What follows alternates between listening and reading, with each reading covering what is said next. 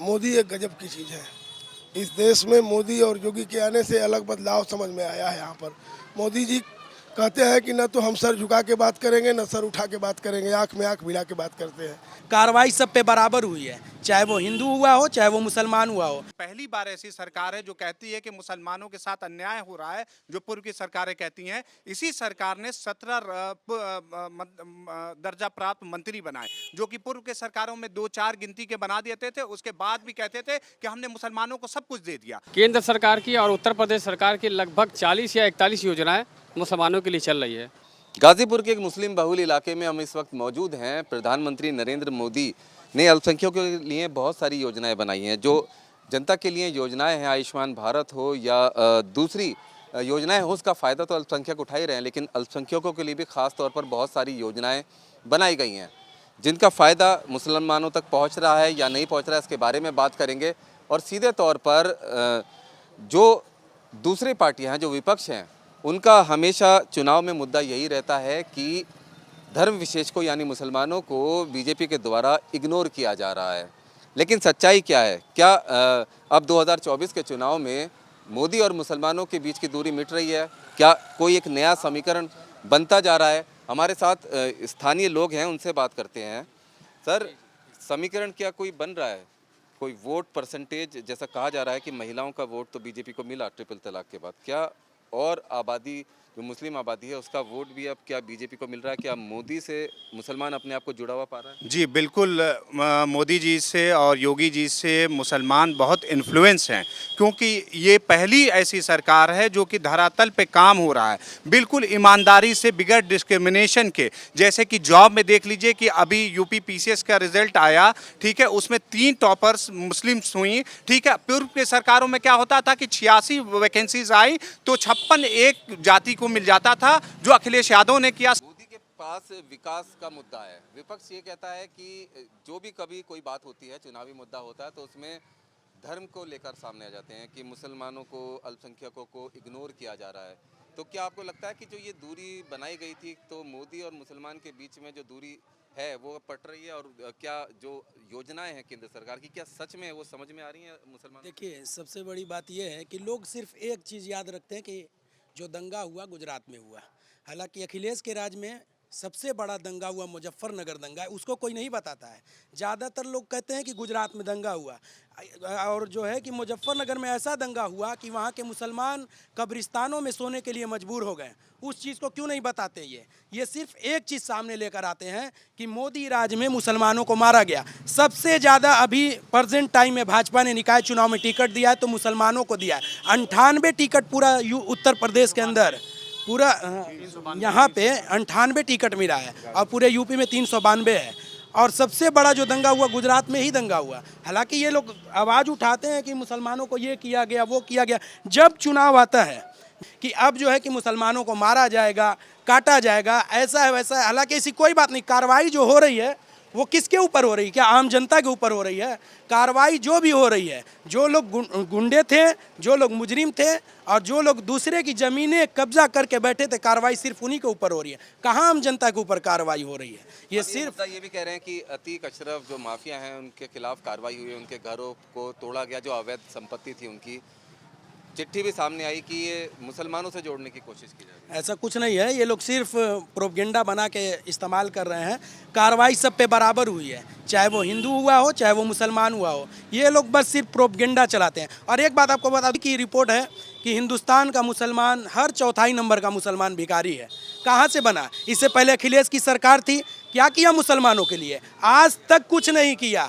एक भी present time में एक भी जिलाध्यक्ष मेन पैनल का मुसलमान नहीं है। समाजवादी पार्टी में सब अल्पसंख्यक के बनाए जाते हैं। आप रिसर्च कर लीजिए, कोई भी जिले में एक जिलाध्यक्ष मुसलमान नहीं समाजवादी पार्टी में। ये क्या बताएंगे? आज जो योगी जी की सरकार कर रही है, इससे पहले ये करते तो कहाँ कोई गुंडा नहीं होता। लेकिन आज जो योगी जी की सरकार और मोदी जी की सरकार कर रही है, ट्रिपल इंजन की सरकार चल रही है। आज ट्रिपल इंजन की बात आपने कही, तो ट्रिपल से ये है कि ट्रिपल तलाक हटाया गया, उससे औरतों को काफ़ी फायदा हुआ। और महिला आबादी का ऐसा कहा जाता है कि वोट मोदी जी के पास गया। बिल्कुल हुआ है। इनकी सरकार में मोदी जी का कहना है कि सबका साथ, सबका विकास, सबका प्रयास, सबका विश्वास, और इस पे काम मोदी जी कर रहे हैं और सबको फ़ायदा हो रहा है। ट्रिपल तलाक कानून बनने से भी तलाक में कमी आई है, रोका गया है। हमारे जो मुस्लिम बहनें हैं उनको फ़ायदा हुआ है। बिल्कुल, जो सरकारी योजनाएं हैं, हज की बात कर ली जाए तो हज पर जो जीएसटी लगती थी वो कम की गई है। सऊदी अरब सरकार से बात करके कोटा बढ़ाया गया है। विपक्ष कहता है कि इग्नोर किया जा रहा है। देखिए, एक चीज़ मैं बताना चाहता हूँ कि सूरज की रोशनी में अगर चमगादड़ को ना दिखे तो इसमें सूरज का कोई दोष नहीं है। समझो, केंद्र सरकार की और उत्तर प्रदेश सरकार की लगभग 40 या 41 योजनाएं मुसलमानों के लिए चल रही है। अब आप अगर अक्लमंद हैं तो आप उसका फ़ायदा उठा लेते हैं, और नहीं आप फ़ायदा उठा पाते हैं तो लोग कहते हैं कि आपको योजना मिल नहीं रही है। फायदा ना उठाने का भी सबसे बड़ा रीज़न है कि साक्षरता नहीं है, या उसके बारे में उनके रहनुमा बताने को तैयार नहीं है। देखिए, साधन संपन्न लोगों से पसमादा समाज के लोगों को खतरा है। ये सारा डील वही करते हैं। मतलब साधन संपन्न मुसलमानों ने जो है पसमादा समाज के यानी छोटे कमजोर लोगों के दिमागों को हैक कर लिया सब जो है। और उन्होंने भी बड़ी क्या कहा जाए उसको, जो है जो पसमादा समाज है, बड़ी बेवकूफ़ी उनकी कहा जाए कि अपने दिमाग का रिमोट कंट्रोल उन्होंने जो साधन संपन्न लोगों को दे दिया। बस जो वो कहते हैं उसको करते हैं, ना अपने दिमाग का इस्तेमाल करते हैं, ना अपने अकल का इस्तेमाल करते हैं, ना अपनी शिक्षा का इस्तेमाल करते हैं। है कि आके कह देते हैं कि उससे आपको खतरा है, तो लोगों को सच में लगने बिल्कुल बिल्कुल बिल्कुल यही कह के तो डराया गया सब जो। आज मुसलमान कौम को जो इतना डरा दिया गया, क्यों डराया गया? भाई हमको तो नहीं खतरा योगी सरकार से, मोदी सरकार से। मैं भी मुसलमान हूँ, जी रहा हूँ, खा रहा हूँ, कमा रहा हूँ, और किसी तरह की हमको कोई दिक्कत नहीं आ रही है। ये सिर्फ बहकाने वाले काम है सब जो, और कम पढ़े लोग। आपने योजनाओं की बात की, 41 योजना है, तो कितनी योजनाओं को आप धरातल पर देखते हैं कि उससे अल्पसंख्यकों को फायदा होता है? लगभग देखिए, राशन भी सबको मिल रहा है सब जो है। जय भाई ने बताया कि प्रधानमंत्री जन आवास योजना भी लोगों का उसका फ़ायदा हुआ है। बहुत सारी योजना है सर जो है, विधवा पेंशन है, विकलांग पेंशन है, और सबको मिल रहा है ना। कोई सबके लिए है वो, उसका फायदा तो अल्पसंख्यकों को मिल ही रहा है। लेकिन उसके अलावा जो योजनाएं अलग से बनाई गई हैं, जैसे ग्रेजुएट लड़की को 51,000 रुपये देने की बात है, और तमाम चीज़ें हैं। जी जी, सब सारी योजनाएं का लाभ मिल रहा है लोग, और जो समझदार लोग हैं इसका फ़ायदा उठा भी रहे हैं। जी, देखिए, मोदी एक गजब की चीज़ है। इस देश में मोदी और योगी के आने से अलग बदलाव समझ में आया है। यहाँ पर मोदी जी कहते हैं कि न तो हम सर झुका के बात करेंगे, न सर उठा के बात करेंगे, आँख में आँख मिला के बात करते हैं। मोदी जी का कहना है कि हमारा जो है कि जीवन भर की कमाई और जीवन भर की तिजोरी मात्र एक झोला है। अपनी भारत की सीमाओं को ही अपना परिवार समझते हैं, वहीं पर दिवाली मनाते हैं।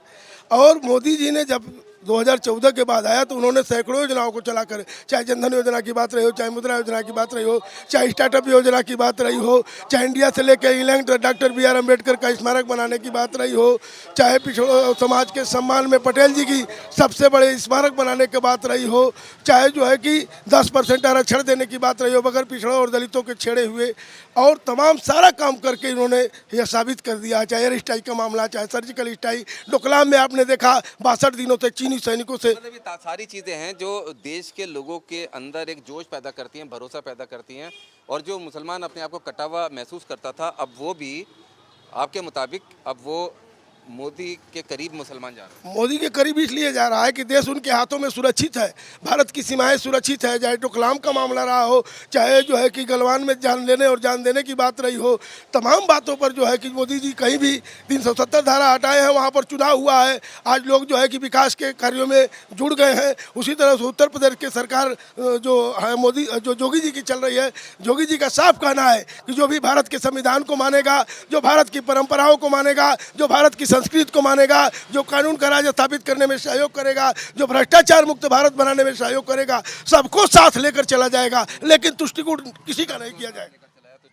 आप युवा हैं, आप भी बचपन से देखते आ रहे होंगे, बहुत सारे बातें सुनी होंगी आपने, तो क्या आपको लगता है कि फ़ायदा हो रहा है युवा को भी? जी, बहुत ज़्यादा फ़ायदा हो। जब से आदरणीय प्रधानमंत्री जी 2014 में जब प्रधानमंत्री हुए देश के, उसके बाद 2017 में योगी जी की सरकार बनी, तो हमारे अल्पसंख्यक भाइयों को इससे बहुत ज़्यादा फ़ायदा, हम नौजवानों को इससे बहुत क्या फ़ायदा मिला? आपने क्या फ़ायदा? हमको देखिए, हम पढ़ते हैं तो हमारा जो आगे का पढ़ने का था, तो उसमें हमारे पिताजी नहीं थे, तो हमको प्रधानमंत्री जी के तरफ से मैंने फॉर्म भरा, और हमारे अल्पसंख्यक भाइयों ने कहा कि ये फॉर्म भर दो, जिसमें कोचिंग तुम पढ़ोगे तो इसको सरकार की तरफ से तुमको आएगी फीस, और इससे तुम भर सकते हो। तो हमारे आदरणीय प्रधानमंत्री जी की तरफ से, आदरणीय उत्तर प्रदेश सरकार के योगी मुख्यमंत्री जी की तरफ से बहुत फ़ायदा हम लोग को मिला। खास तौर से अल्पसंख्यक समाज को, जो लोग कहते थे कि अगर भाजपा आएगी तो मुसलमानों को इस हिंदुस्तान से चाहे प्रदेश से बाहर निकले कि जब से योगी जी की सरकार बनी है इससे अल्पसंख्यक को बहुत ज़्यादा फायदा हुआ है। 2022 में अगर हम देखें तो 8% जब हमने वोट दिया तो पसमानदा समाज के दानिश आजाद अंसारी साहब को राज्य मंत्री बनाया गया। इसमें हमें गौरव महसूस होता है कि हमारा 8% वोट अगर भाजपा को मिलता है तो राज्य मंत्री बनाते, अगर ये पूरा का पूरा वोट अगर मिल पड़ेगा मुस्लिम समाज का खास तौर से, तो हमें कहीं ना कहीं लगता है कि उप मुख्यमंत्री भी मुस्लिम समाज का ही बनेगा। 17 दर्जा प्राप्त मंत्री बनाए गए। ये पहली बार ऐसी सरकार है जो कहती है कि मुसलमानों के साथ अन्याय हो रहा है, जो पूर्व की सरकारें कहती हैं। इसी सरकार ने 17 दर्जा प्राप्त मंत्री बनाए, जो कि पूर्व के सरकारों में 2-4 गिनती के बना देते थे। उसके बाद भी कहते थे कि हमने मुसलमानों को सब कुछ दे दिया, लेकिन उन्होंने धरातल पे और आज भी सिर्फ कहावत है और कहने की बातें हैं और जमीन पे कुछ नहीं रहता है। एजुकेशन के लिए भी काम किया जा रहा है। बाकायदा अलग अलग जगह पर अल्पसंख्यकों के लिए कोचिंग खोली गई है ताकि वो सिविल सर्विसेज की तैयारी कर सकें, कॉम्पिटिटिव एग्जाम्स की तैयारी कर सकें।